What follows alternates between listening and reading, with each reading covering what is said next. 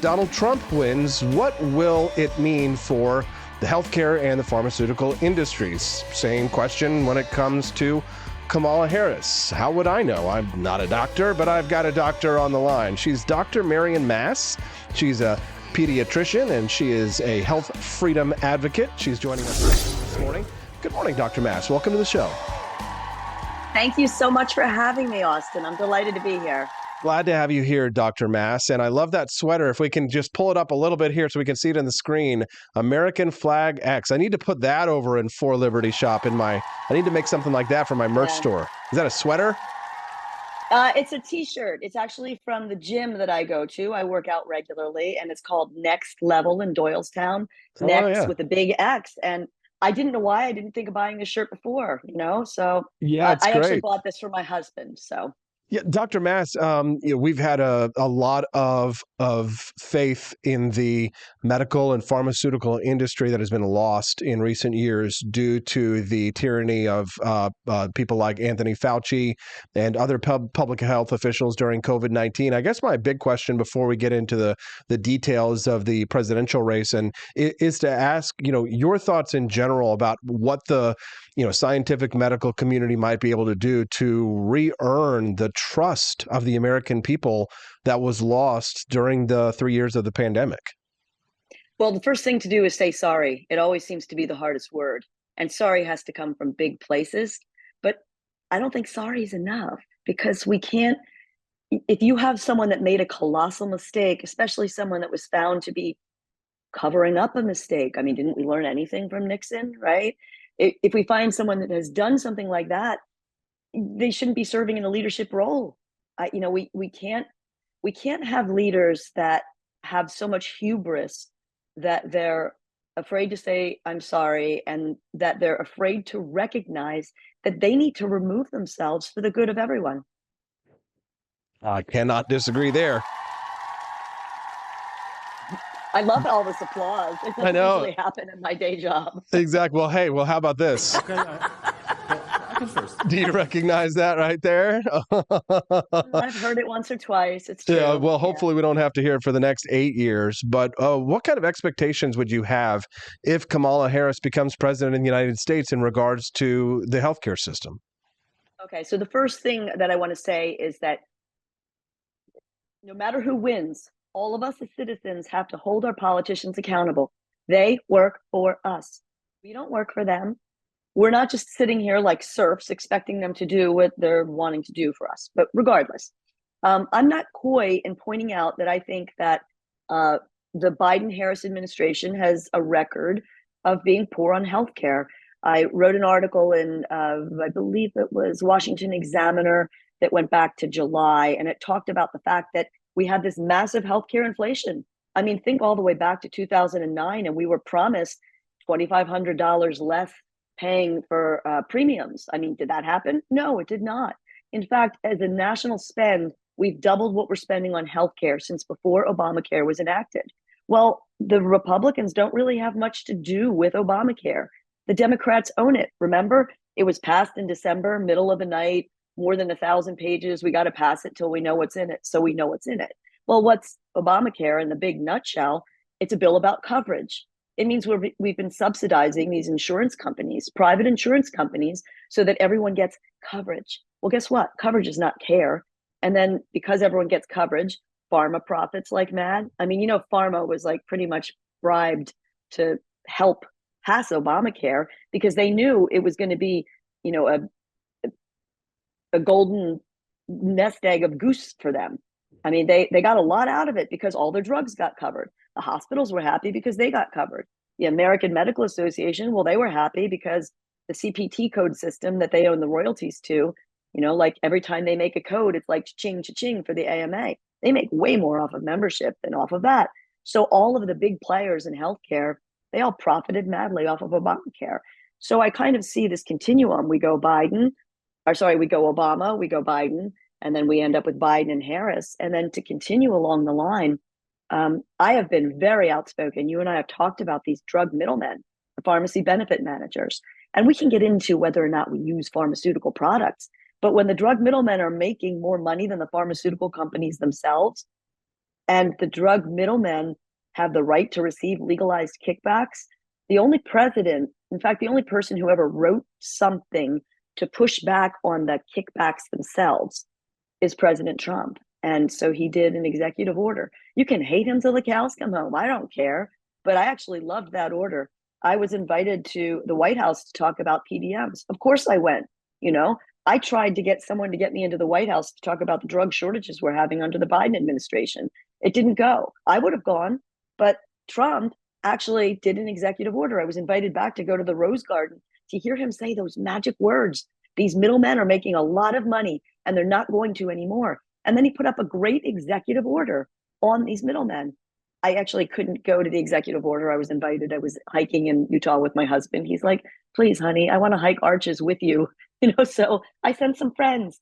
I mean, I don't need the spotlight on me, but it was a fantastic executive order. In the Inflation Reduction Act, in which Kamala Harris had the tie-breaking vote, because she's the vice president, she broke the tie, the IRA passed. They got rid of Trump's executive order, lock, stock, and barrel. Why would you do that? Even worse, I wrote a piece for, my goodness, where did it get published? I'll think of it in a minute. Inside Sources.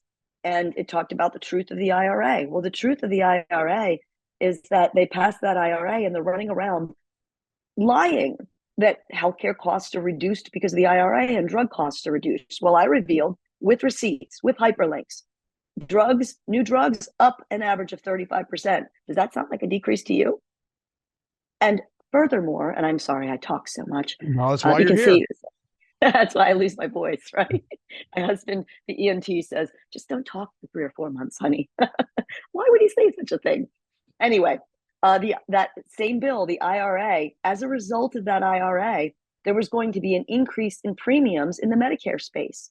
Well, Harris-Biden, they pretty much raided the national piggy bank to the tune of $5 billion. I was on the phone with a Democratic congressman. I will not reveal who it was, but he was complaining to CMS.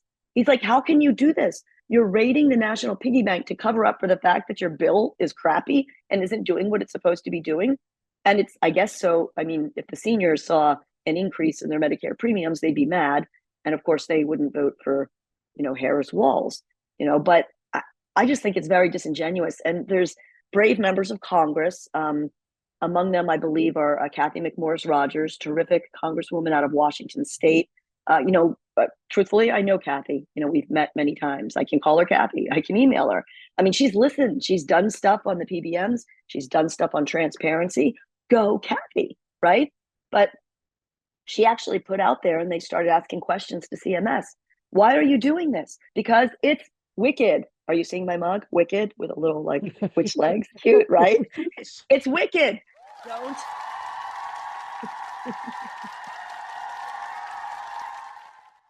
Here's the other side of the mug. It says, don't make me call the flying monkeys. Okay. I'm speaking to Dr. Marion Mass. She is a pediatrician. And she is a believer in, she fights for healthcare freedom. We're talking a little bit about some of the problems of the pharmaceutical companies, as well as the insurance industries and the healthcare industry as well.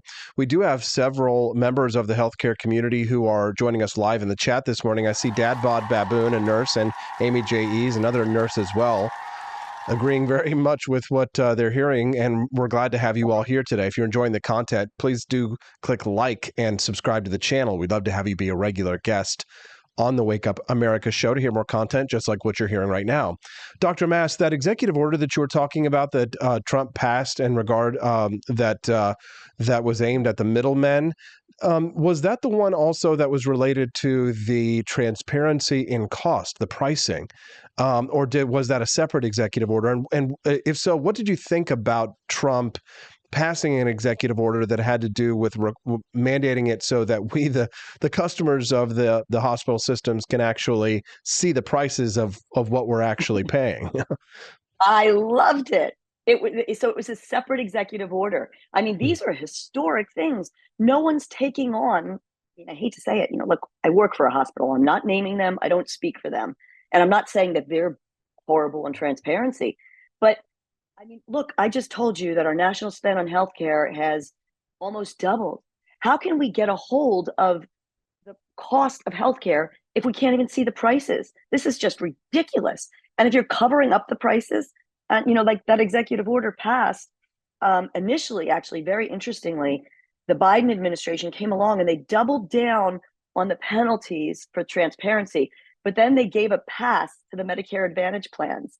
That's ridiculous. They said, okay, the Medicare Advantage plans, we don't have to have transparency for them. So transparency for thee, but not for me, like it's like Animal Farm all over again. Some animals are more equal than others. Well, here's something about Medicare Advantage. you know, of patients have Medicare Advantage. We should all be asking ourselves, Medicare, what's so great if we need to actually get something extra?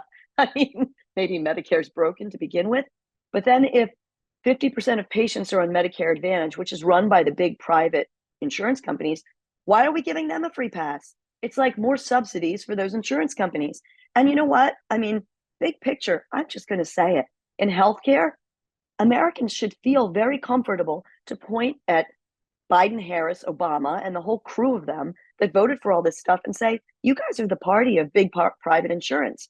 You gave them the big free pass by making coverage the law of the land and the thing that was most important in Obamacare. And then you took these middlemen and you got rid of the executive order, and the middlemen are now owned by the insurance companies. So there you are for the middlemen again.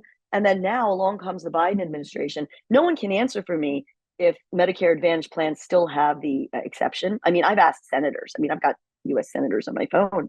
I mean, they can't, I don't know where it is that we figure it out. I guess I should just go waltz into CMS and get a megaphone wearing my X shirt and say, hey guys, I have a question. Maybe you'd answer. Could we do a show like that? But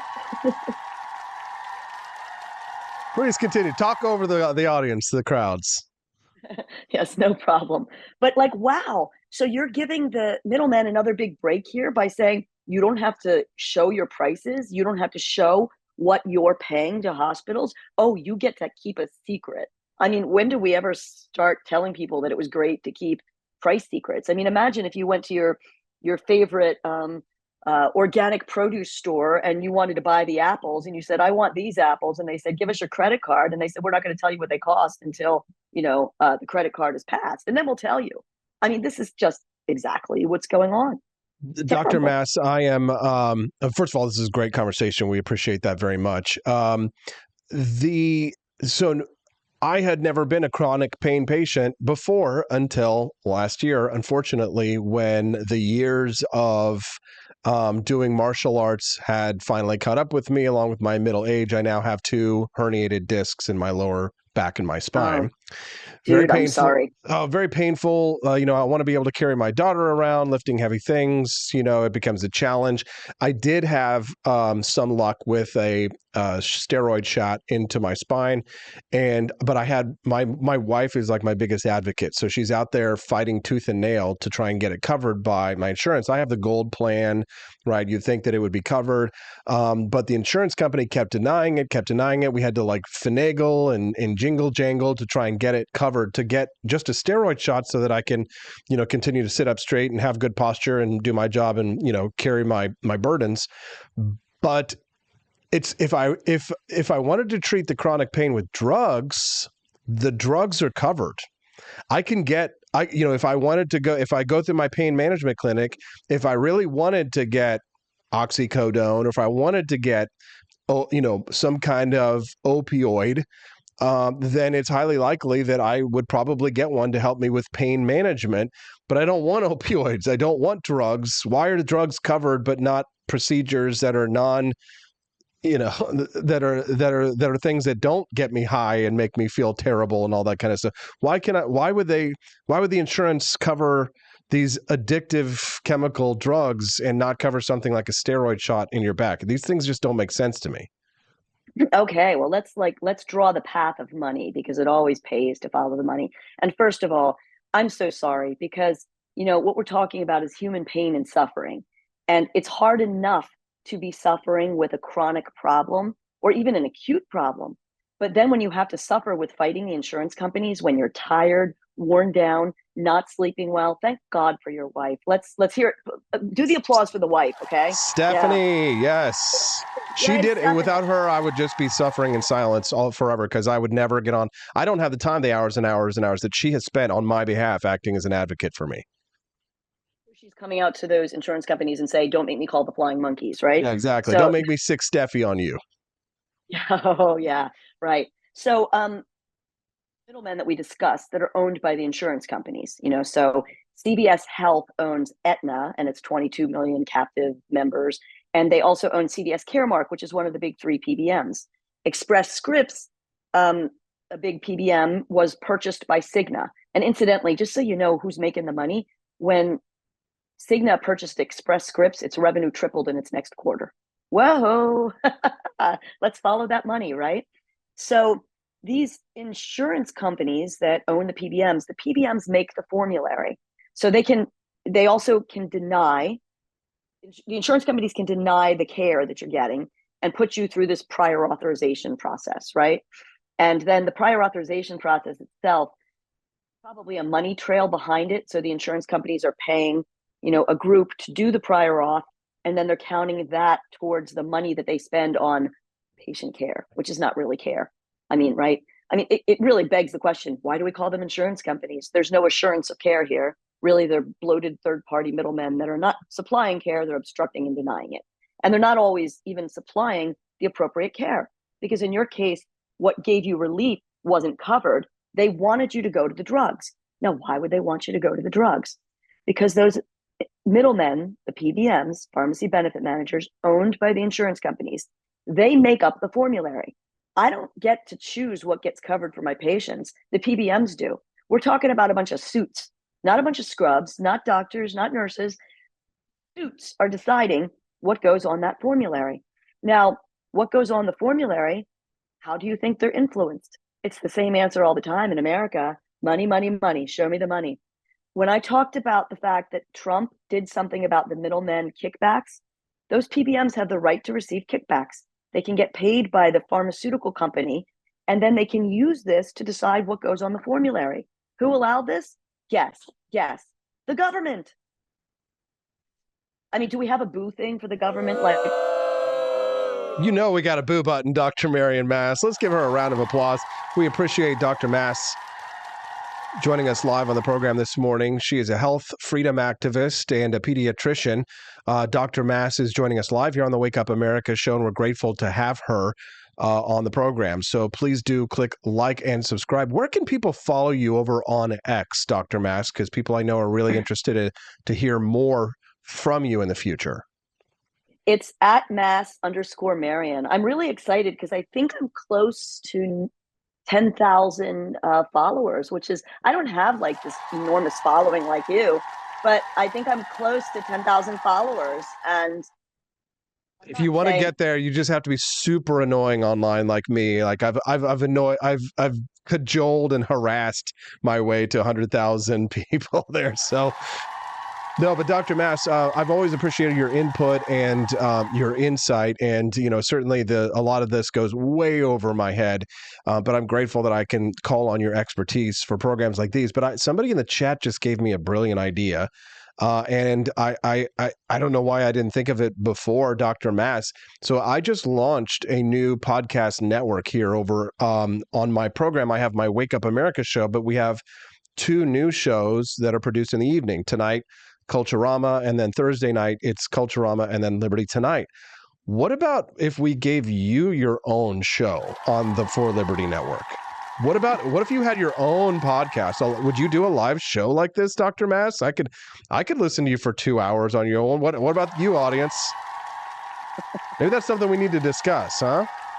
Nudge, nudge, wink, wink. I'm up for a discussion. I would say, don't forget, my husband told me to stop talking for 3 months. So you're a great talker. Tell him. You're a great talker. I could see you doing really well. You want to get to 100,000 followers of For Liberty Network, and my friends over here in the chat will do that.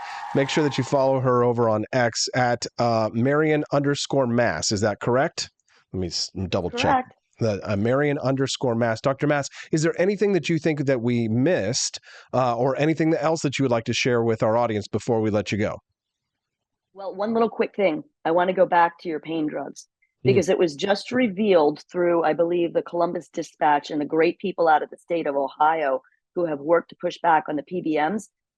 They actually have documentation that the reason OxyContin got put on the formulary so often was because they got the kickbacks. Dang, that is, I And mean, that's just horrific, Dr. Mass. And it's time for a change. I certainly hope that Donald Trump wins because of the positive steps that he took for reforming the healthcare system that you outlined here a little bit earlier on the show. Dr. Marion Mass, a fellow Missourian as well. Dr. Mass, are you still in Missouri? oh my gosh, no, I'm in Pennsylvania. You're in the swing state. Okay, now your vote really counts. Swinging over here, baby. Dr. Mass, we appreciate you very much. Thanks for being so generous with your time and joining us here this morning. Let's talk about that podcast another time, okay?